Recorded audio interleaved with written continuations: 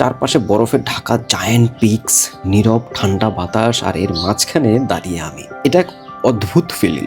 মানুষ মূলত পাহাড়ে যায় নিজেকে জয় করতে, পাহাড় কেন। এই জায়গাটাকে শুধু একটা ডেস্টিনেশন বললে কম বলা হয়।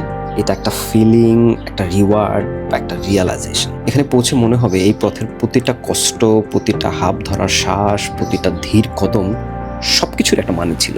আপনি যখন বুঝতে পারবেন মানুষ ছোট হতে পারে, কিন্তু মানুষের স্বপ্ন কখনোই ছোট না। Sometimes all it takes is one journey like this to remind you that you are alive. Every step hurts, but every step is also a story. এখানে আসার পরে আপনি শুধু পাহাড় দেখবেন না, আপনি নিজের ভেতরের সেই মানুষটাকেও দেখবেন যে শত কষ্ট, চড়াই উতরাইয়ের পরেও হাল ছেড়ে দেয়নি। আপনি যখন শহরে ফিরে যাবেন, পাহাড় আপনার সাথে যাবে না, কিন্তু পাহাড়ের একটা অংশ আপনার ভেতরে থেকে যাবে। হয়তো এজন্যই মানুষ বারবার পাহাড়ে ফিরে আসে, কারণ পাহাড় তো শুধু একটা জায়গা না, পাহাড় একটা অনুভূতি, একটা নীরব ডাক, একটা রিমাইন্ডার যে জীবনটা শুধু সার্ভাইভ করার জন্য না, জীবনটাকে অনুভব করার জন্য।